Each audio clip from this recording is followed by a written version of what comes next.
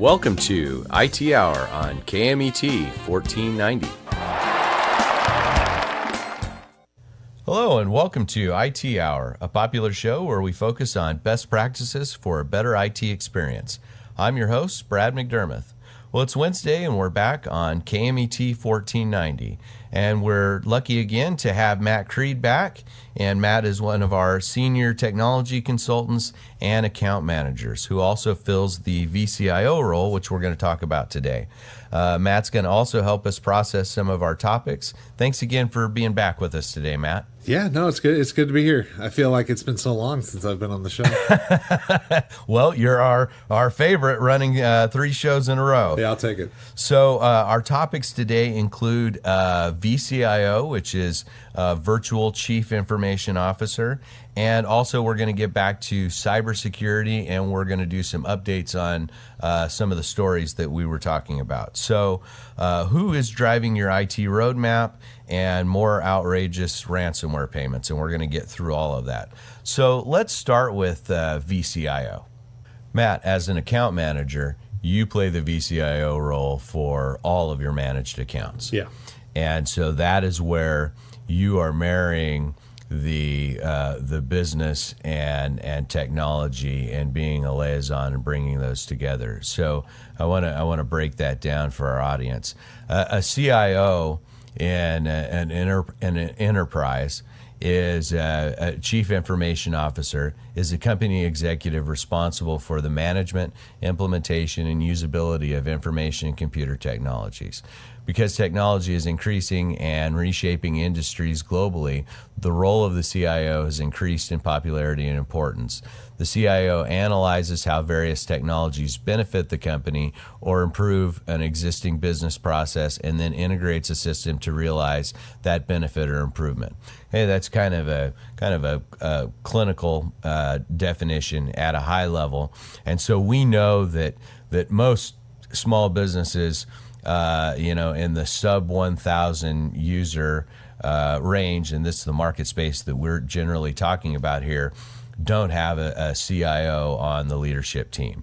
So as an outsourced solution where we've got a managed service provider, we're bringing a VCIO, a virtual CIO, to the table in this same outsourced solution, and that's you for these fully managed accounts. Yeah, exactly. And so one of the things that the VCIO role does is it brings business, information, and technology to the conversation in your regular IT review meetings, and then you're memorializing that in written form, and you are keeping the IT roadmap current and up to date. And so let's talk about some examples. So this is a lot more than an account manager, and this really goes much more than beyond security. I mean, we've spent a lot of time over the last few weeks talking about security layers and things like that because of the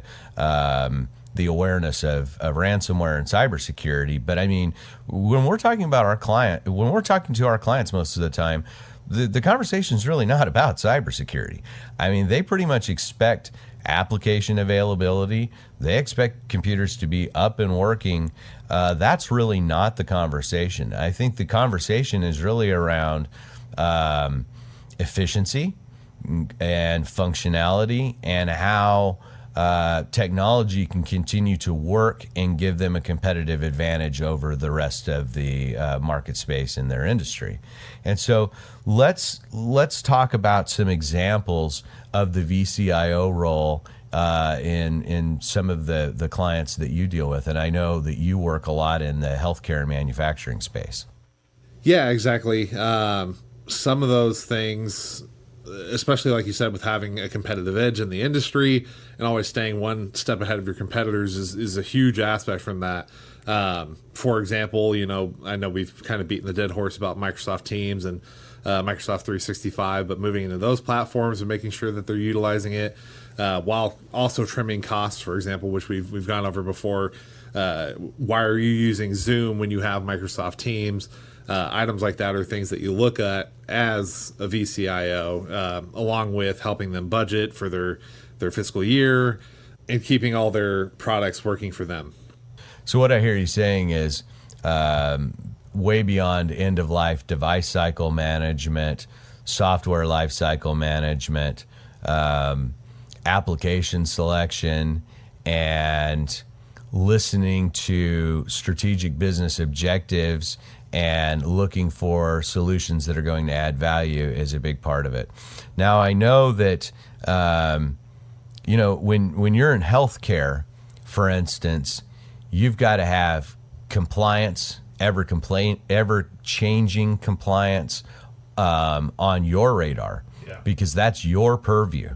And so as those compliance needs or those compliance facets change, you've got to make sure that technology changes along with that. Then you've got to communicate that with your partner, and that may impact HR, that may impact the user, and that may impact technology, and you've got to facilitate all of that. You may have to adjust the roadmap and wherever that goes. So there's a lot of moving pieces, it sounds like.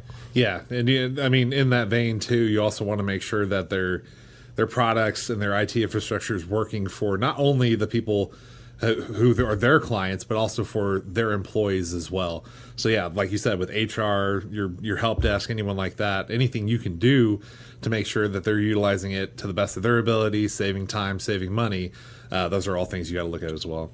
So it does, I know a lot of roadmaps, we're constantly looking at the cloudization of any one category. We want to reduce future CapEx. We want to reduce the on-premise footprint and eliminate any unnecessary complexity. We want to get rid of any equipment or any servers that we can. But like when you're in the healthcare sector, you've got to continue to deal with compliance items. Got to make sure that it's HIPAA compliant. So additional complexities there, it sounds like. Yeah. And then you've got to deal with HR. You've got to deal with the users. You've got to deal with everything involved there. You've got to be tackling MFA at every level. And so, and then you've got to be dealing with the cost too. Sometimes moving something into the cloud may have a greater cost to go along with it. So as the VCIO, you're looking at IT being a revenue generator rather than just a cost item. Yeah. And so IT has got to constantly work for the client and not be just an ever drain. Yeah. Yeah, exactly. And I mean, the nice part too is, especially versus having a CIO and having a VCIO, is while we do, in my role particular, I consider myself just as much an employee of that company as I do as ours. But the nice part is you are an outside party, so you're not wound up in the politics internally, which gives you a much better way to provide for the client things that they might not see that are affected by views like that. Well, I think you described it very well. We're very much a partner and a part of their team, yet we still retain the objectivity of someone from the outside. And one of the fundamental differences between a managed service provider and an internal IT team is the internal IT team is only ever dealing with one environment. Yeah. And they're sort of stuck. They can't see the forest for the trees sometimes, I think, when it comes to developing an IT roadmap. Whereas a managed service provider, lots of times, is dealing with hundreds of environments, and they really have, I think, a better perspective in developing a long-term roadmap. And I think that model just gives you better perspective, better vision. Oh yeah, I agree with you completely. I mean, especially from an MSP standpoint, you'll get to see, like you said, hundreds, if not thousands, of different environments versus being stuck in your own one role within the company, if that's where you're just at. So that's always been a huge advantage of working from an MSP, which has been really nice. But yeah, it does let us provide that for the client as well. Right. So if you are a business owner or you are the decision maker in IT, who's driving your IT roadmap and your project agenda. So once you have the things that we've been talking about in the previous shows, and you have cybersecurity down, and you feel like your tech stack and your layered security approach is good, who's driving the project agenda? Who's getting more efficiency out of IT? Who's getting automation and return on investment for these types of things? So some of the other projects we're doing, obviously 365 migrations in a lot of places. If you've got the file roles on site, and you've got things like SharePoint on site, files can be moved to the cloud, SharePoint, Teams, all with 365 mail. That's been a big opportunity. We've seen clients in manufacturing automate complete lines and eliminate dozens and dozens, hundreds sometimes of employees. We've seen inventory and barcode scanning.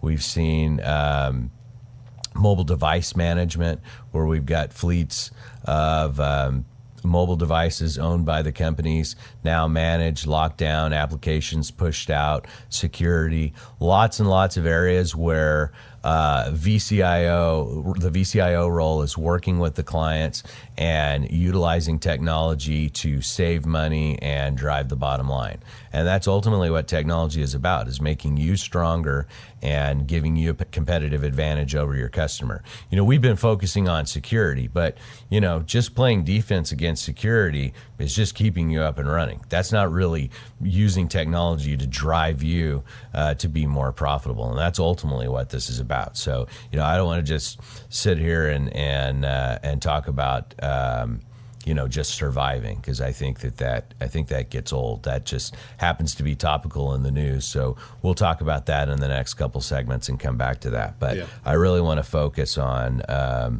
VCIO. So who's the liaison between the tech world and the strategic business objectives? And that's truly VCIO. Yeah. So, Matt, do you have any other examples of VCIO adding value to clients? Yeah, some good examples I can think of would probably be contract related, especially with new clients. When you take them on, you never know what they've signed up for before. And a lot of the times, if they have copiers, VoIP services, things like that, people overlook that aspect, but that's something that a VCIO really needs to be keen on. One of the ones, for example, is a client that I had where they were in a copier lease that they didn't even realize was coming up, and they were probably spending maybe $120,000 over like a 5-6 year period extra than they needed to. So finding solutions like that for your client where you can get them out of that. And I'll be honest, a lot of the times when they sign those contracts, they don't read the fine print.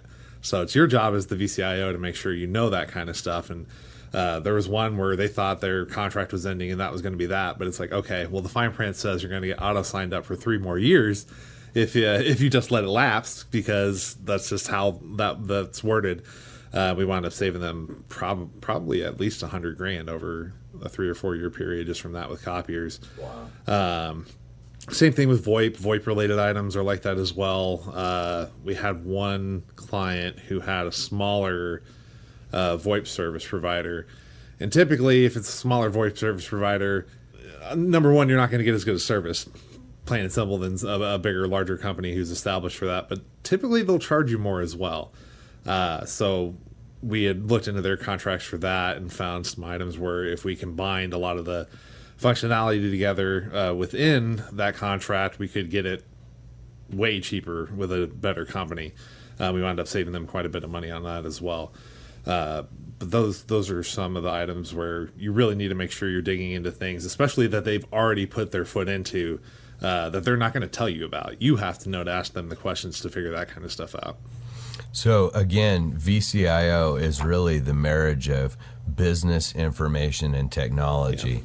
Yeah. And we're looking at hundreds of different VoIP contracts, copier contracts, and everything down that stack.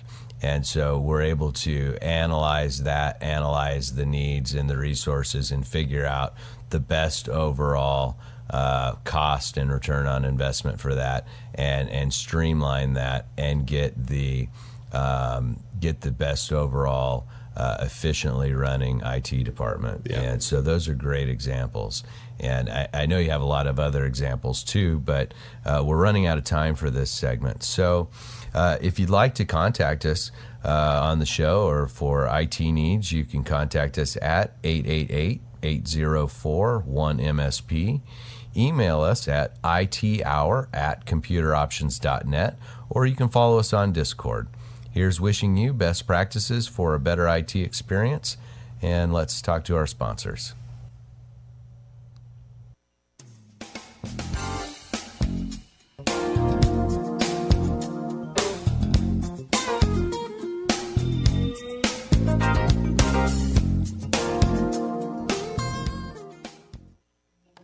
Hi, are you ready to join a well-established managed IT service company?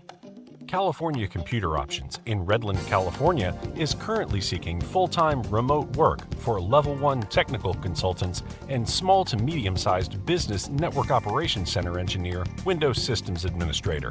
Please contact us at California Computer Options 909-793-6338, 909-793-6338. Attention residents of the Inland Empire. If you or someone you know is shopping for a mortgage, turn to one of the fastest growing mortgage lenders in the Inland Empire, Arrowhead Capital Mortgage.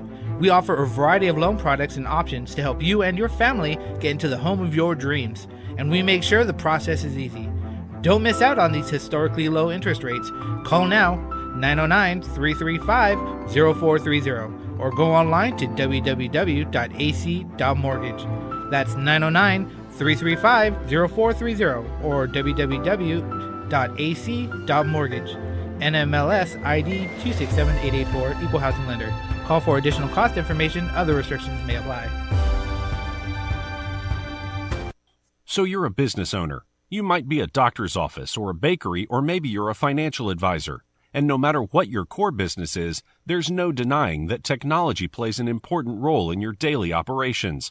Unfortunately, as we've grown more dependent on modern technologies and systems, IT failures are starting to directly impact our ability to do business, in some cases with catastrophic consequences. Think about it. What happens when a server crashes at your office or your entire network fails? Your first step likely includes a phone call to a tech support line, where you'll troubleshoot a few things to try to determine the cause of the problem. If that doesn't help, you'll need to get a technician to come on site and try to fix things. And what happens while you're waiting? Your business suffers. The doctor's office can't access patient records, the bakery can't process inventory, and the financial advisor can't input customer data. So while you might think of technology as being secondary to your core business, the reality is that without it, many companies would find themselves at a complete standstill. And as we all know, time is money.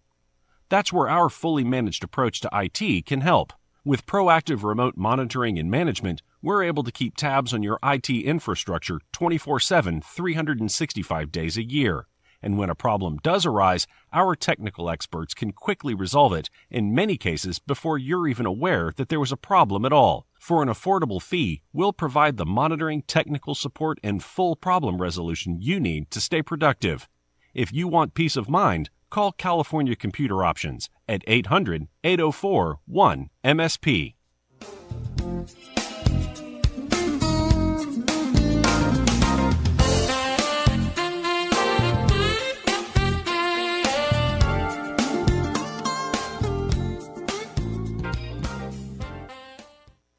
And we're back on IT Hour with Matt Creed. Thanks, Matt, for being here with us on another segment. And we've been talking about VCIO and the importance of bringing business information and technology together. And that was very informative. Thanks, Matt. So I want to shift, but before I do, I want to send a thanks to our producer, Mr. Peacock.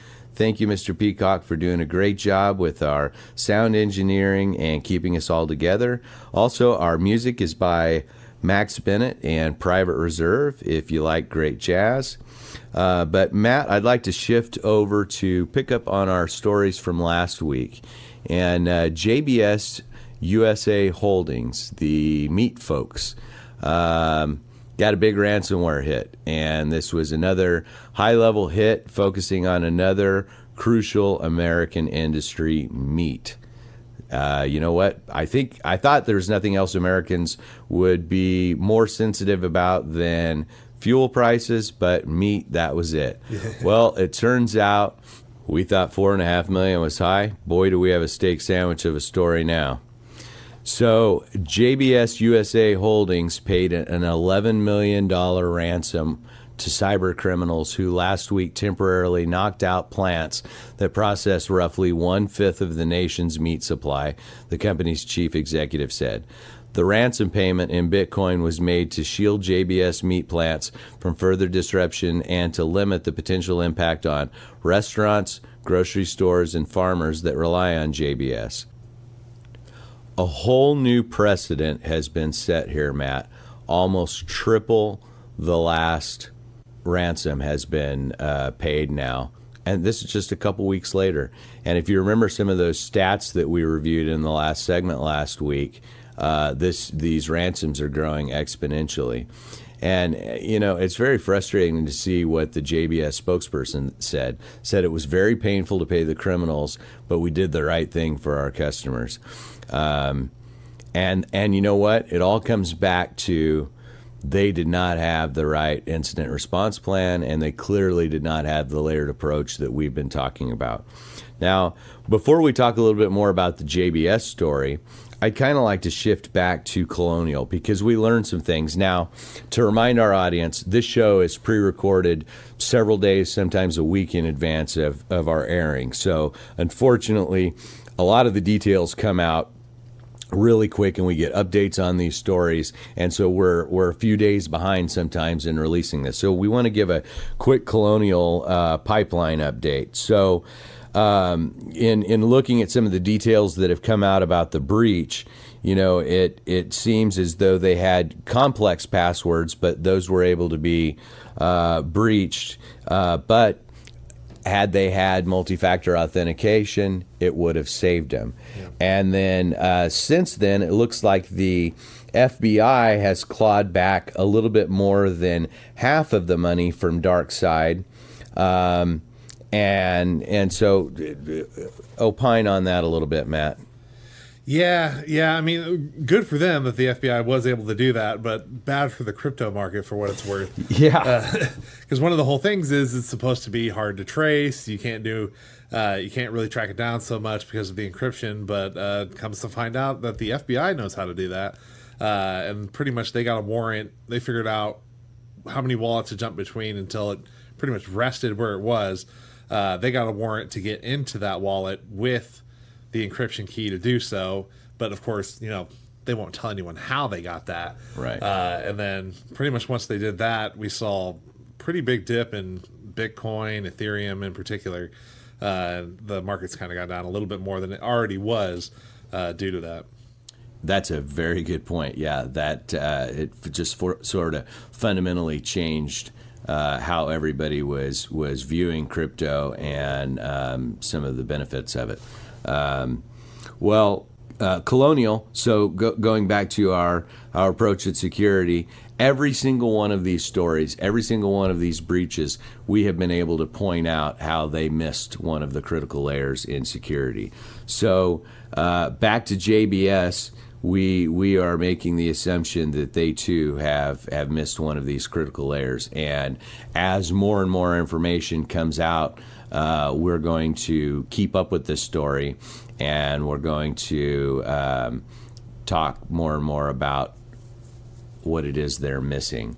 But as of right now, we know that they've made a quick decision, that they've analyzed where they are with their IT situation, and they've looked at their backups, and they've looked at all of the tools they've got and all of their options, and they said it's going to be quickest and most expedient for us to pay the $11 million ransom than any of our other incident response options. Yeah. That is a sad state of affairs. And unfortunately, it is so enabling to the ransomware community because now they've got $11 million to continue to build their software, to continue to build their distribution channels, and to continue to pummel the American companies with more ransomware and exacerbate this landscape. Yeah, I mean, they're pretty much just saying, hey, we negotiate with internet terrorists at that point, kind of thing. And the more you do that, that's why we saw it go from 4 million to 11 million. What's it going to be next? That's exactly right. Matt, we're going to talk about some of the 2021 trends and cybersecurity statistics that we started to talk about last week, and we ran out of time. And we're going to see if we can drill down more into why organizations like Colonial Pipeline, JBS, and Scripps Healthcare, and all of these others continue to have these problems, because we've identified that it's not the fact that they don't really understand the layered approach, but like we talked about last week, there's lots of bureaucratic and logistical things that get in the way of implementing things like MFA, which is why Colonial didn't get it done. Yeah. And it's probably why JBS is missing one of these layers. And they're sitting here right now going, the quickest option, the most expedient way to get us back up is to just give $11 million to the ransomware folks, get the decryption key, get us back up and going, so the supply chain can continue. So I'm going to repeat a couple statistics just to get us back on track here and give us the context. And then we're going to start to dive into some of these. And then we're going to finish up with diving a little deeper into some of the layers and why right-sizing layers and how all layers are not created equal. So go back here and remind us that 95% of cybersecurity breaches are caused by human error. And that's why security awareness training for users is incredibly important, and we touched on that last week. The worldwide information security market is forecast to reach $170 billion in 2022. So we talked about that growing exponentially. 88% of organizations worldwide experienced spear phishing attempts in 2019. And I remind you, last week, I think you made the comment, you're surprised it's not 95%. Yeah. I thought it'd be higher, honestly, with how much I've seen it. Right. Well, and I think, we're a couple years past that, and it may be. 68% of business leaders feel their cybersecurity risks are increasing. Well, I think we can attribute that a lot to the news cycles and the fact that a lot of organizations are getting hit, and a lot of business owners and business leaders are not necessarily attuned to, number one, do they have a VCIO in place? Do they have a liaison in place to be collaborating business information and technology together and have a real hold on the layered approach? And that person can either be the person conducting the managed service provider, the external provider, or the person conducting the internal IT team. And so there's still a lot of uncertainty out there. I mean, 68%, that's a lot of uncertainty. That's a big number out. Oh, yeah.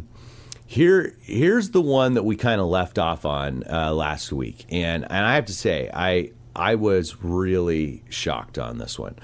On average, only 5% of companies' folders are properly protected. Oh, yeah. This is from a Gartner survey. That really surprised me, because when you look at layered security, when we look at the outermost layer of security, I'm generally thinking of mail security. So when you think of the number one ingress for ransomware type threats, I think of as email. Because, if you want to get in, and I'm thinking outside of open, low-hanging fruit like open ports on your firewall and stuff like that. But when I'm thinking of stuff coming in, you can fool users by, if you can get past those mail filters and get stuff in and get a user to click on something, the user can then open that gateway to let something into your network. Well, how can it spread easily?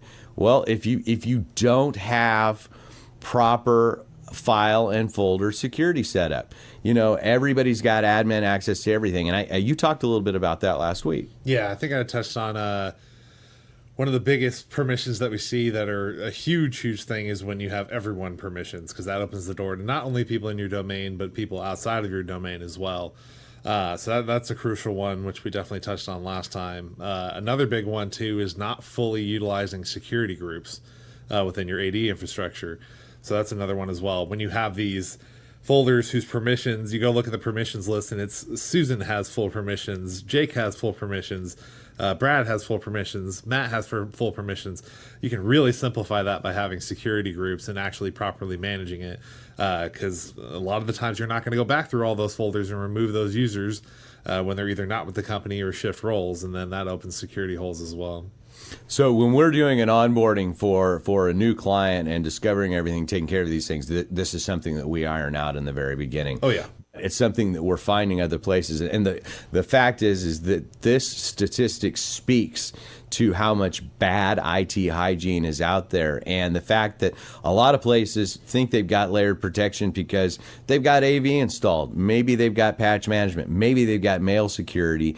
But the fact is it takes all of these layers in the proper proportion, because when the outermost layer gets breached, then it runs like wildfire in between. And the reason we're seeing Colonial and JBS and the others is because they didn't have it all. They're missing something in between, and that's what we're trying to point out in each of these stories. 86% of breaches were financially motivated, and 10% were motivated by espionage. That's something that we pointed out last week too. This is money driven. This is capitalism, because it's not being stopped at the government levels in these other countries. This is folks thriving. This is folks trying to get ahead and feed their families over there. And I'm not defending this in any way. These are bad guys. Yeah. However, if you look at within these countries, this is opportunity running wild, and so it needs to be stopped at the government level. That's not our job on this show to deal with that. Yeah. And I think the advice for the listeners is don't wait for it to happen at that level. We are here to talk about defense and talking about what needs to be prepared at every company and every organization level.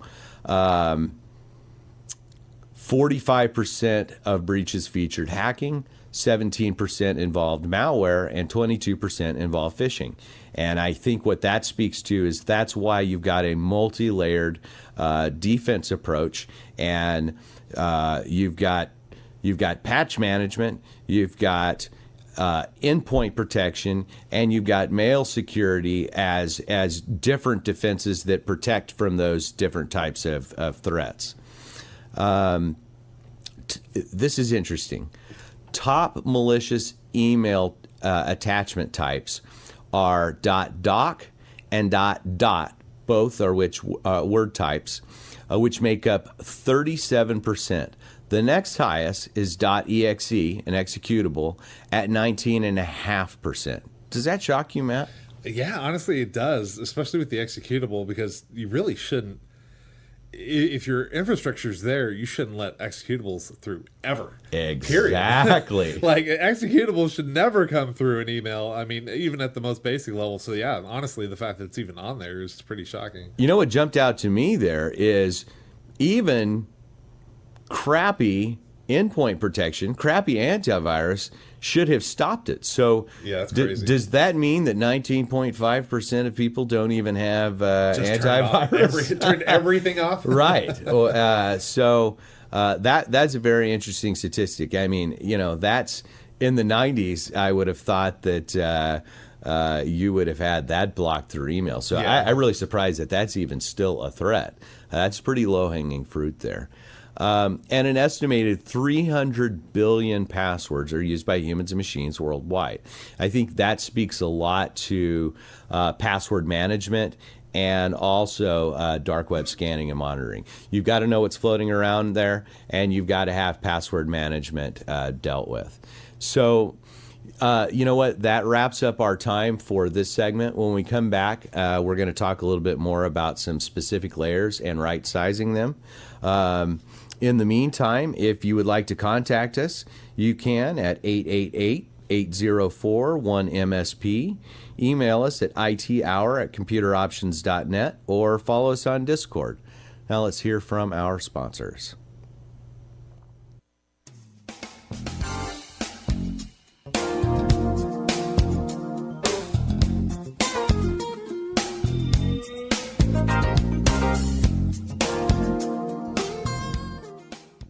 Contacts, calls, chat, and meetings with ScreenShare, all accessible in one place. Now it's easy to work anywhere on any device with no friction. Brilliant!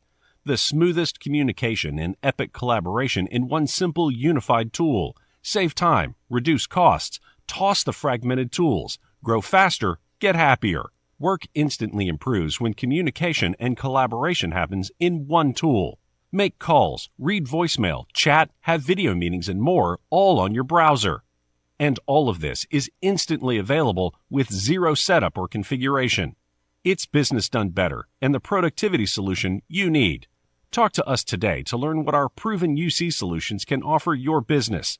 If you want peace of mind, call Telecommunication Solutions from California Computer Options at 800-804-1MSP.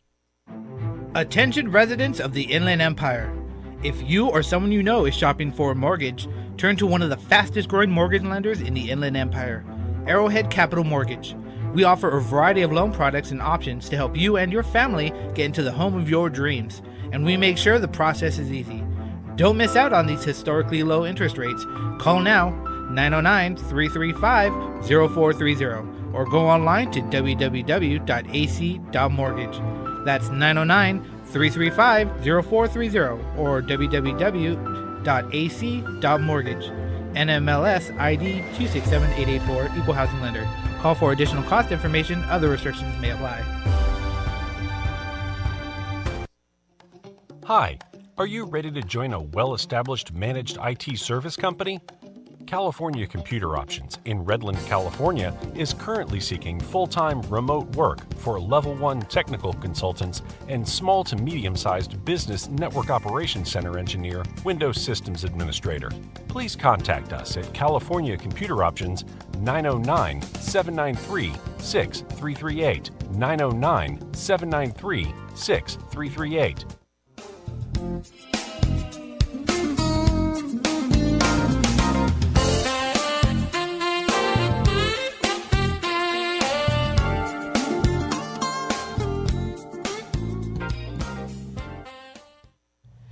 And we're back on IT Hour with Matt Creed in our last segment here, talking about impactful stats in 2021 trends in the IT world.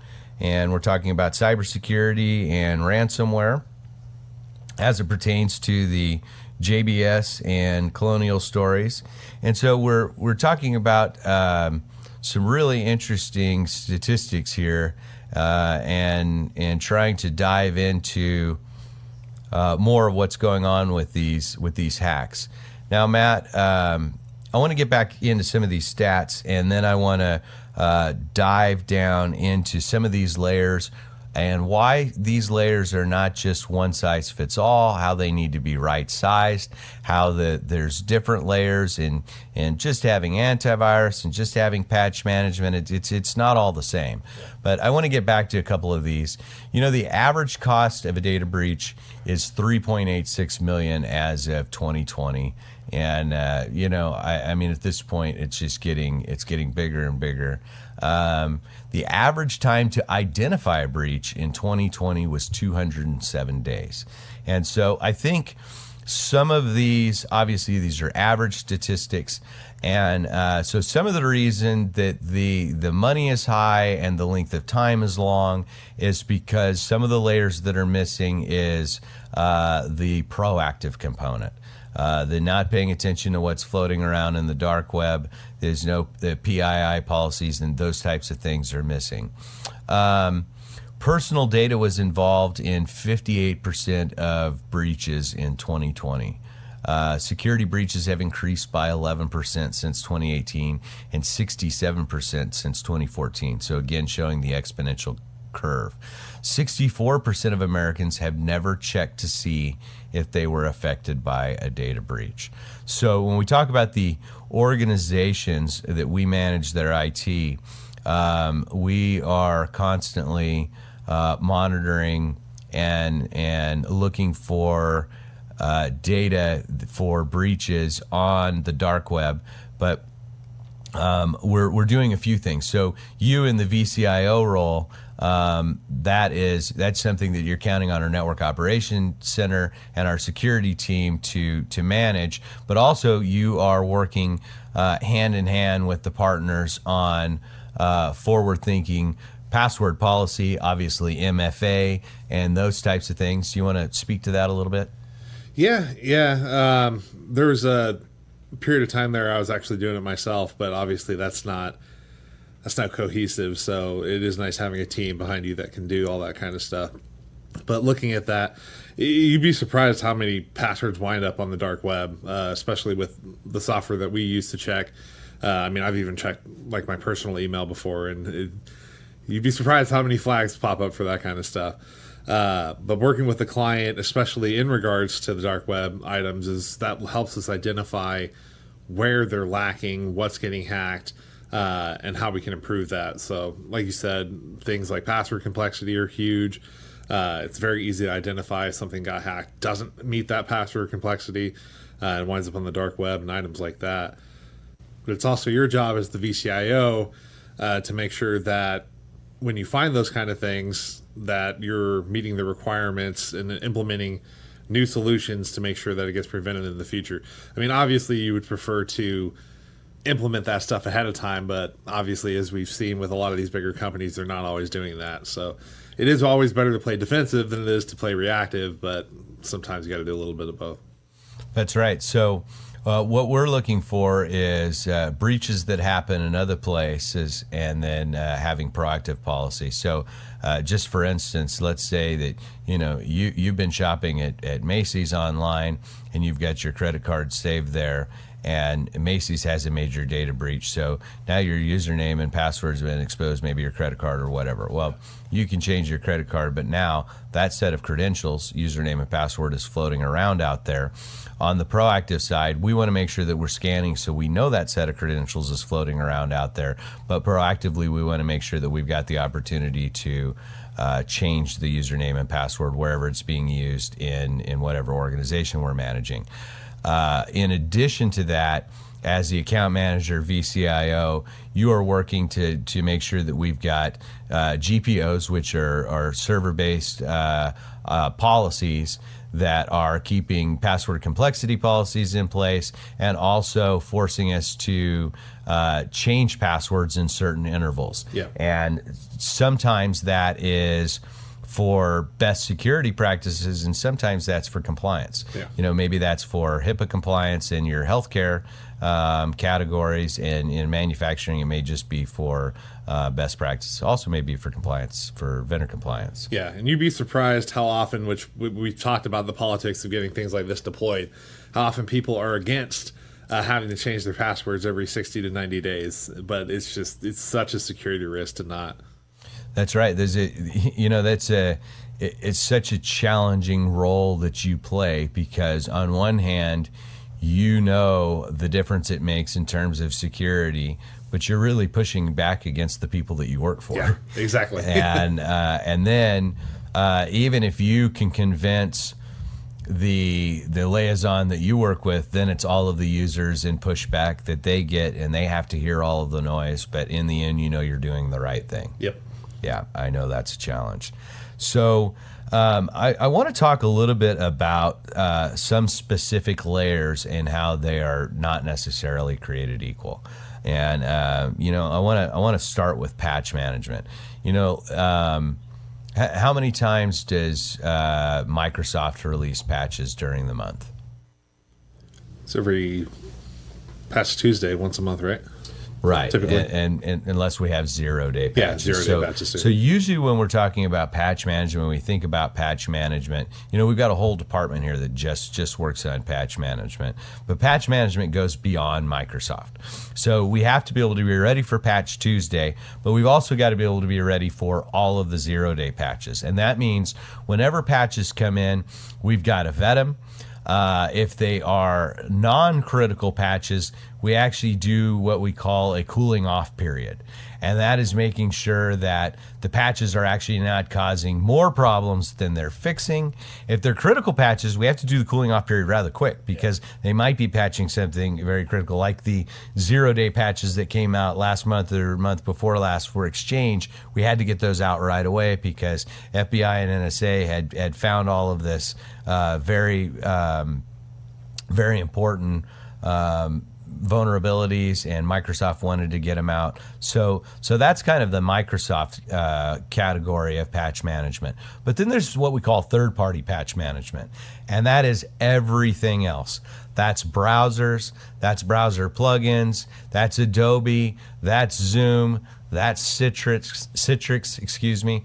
That's everything else that we're using on a daily basis that's changing very quick. And that may be weekly, that may be daily, that may be intraday. Yeah. And that type of patch management, the landscape of that has really changed rapidly, especially during COVID when everybody was using a lot of work from home type software, new ways to work from home type software that was changing really on the fly. So when we talk about patch management, say, yeah, I've got patch management, I'm doing my Microsoft stuff. There is a lot behind patch management and making sure that you've got third-party patch management and you're able to patch all the other known vulnerabilities and all of the other software that you're using, and that it's centralized, and that your IT department or your IT provider has all of the patch management reports and is able to patch the entire scope of your software. And if you're an engineering firm or something like that and you've got Autotask products, those are pretty hard to centrally patch. So you've got to actually have a manual schedule for those types of things. And it requires admin level access at the workstation. So patch management is really an entire level that requires a lot of IT intervention just by itself. Yeah, I couldn't even imagine having to do that kind of stuff for a big company without an RMM. Like Datto, for example. It's just a ton of hands-on work and time you're wasting to do all that kind of stuff when it can be automated.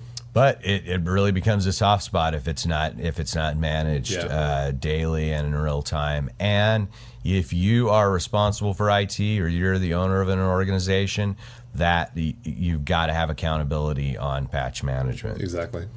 So let's talk a little bit about endpoint. Lots of developments there. So when I talk about endpoint, I'm talking about what we used to call antivirus and anti-malware. It used to be that simple. It's not just antivirus anymore.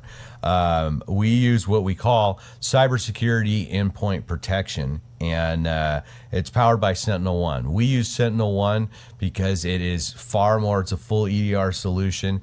This is far more than conventional antivirus. And really what truly sets it apart is it doesn't just use a dictionary. And so it uses AI technology and really analyzes behavior. And so, the example that our CTO, Will, gave us is, if a user is opening a Word document and SentinelOne is watching this and, it called upon regedit and PowerShell to do some weird things. If you just had conventional AV, it would let it pass and see no matches in the dictionary. But SentinelOne, using AI, would flag this as bad behavior and either self-remediate or stopped in prompt for intervention remediation. And that's the fundamental difference. It's smart, it's recognizing patterns, it's tracking behavior, and it's totally different than conventional antivirus. So when it comes to endpoint protection, let's go back to our multi-layered kind of ransomware example that we had before. Ransomware comes in via email. The user lets it in. We've now looked at file and folder security. Now we're really relying on our endpoint layer to really be effective. If we just have a dictionary layer there, it's going to be pretty impotent. So that's why this layer is incredibly important. And not all antivirus solutions are created equal. And again, antivirus type solutions like this being not just an antivirus solution, there's a big difference between $1 and $8 per endpoint. So there's a major difference. They are not all created equal. Yeah. Anything else to add to that, Matt?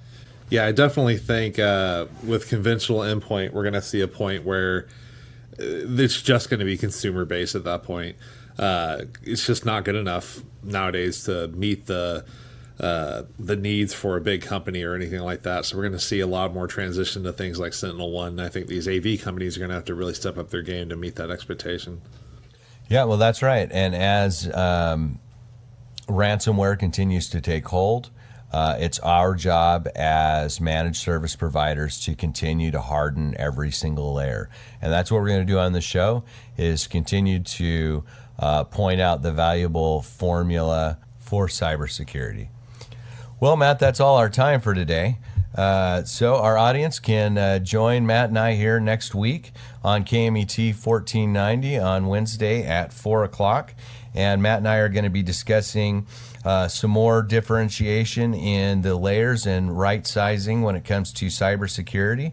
We're going to be talking about mail security and differences in products and where you might have your infrastructure depending on G Suite and 365 and really what you need depending on where you are. So if you are responsible for IT, you're the owner of an organization and you're not really sure if you've got all the things we've been talking about, please contact us at 888-804-1MSP. You can email us at ithour@computeroptions.net, or you can follow us on Discord. Here's wishing you best practices for a better IT experience.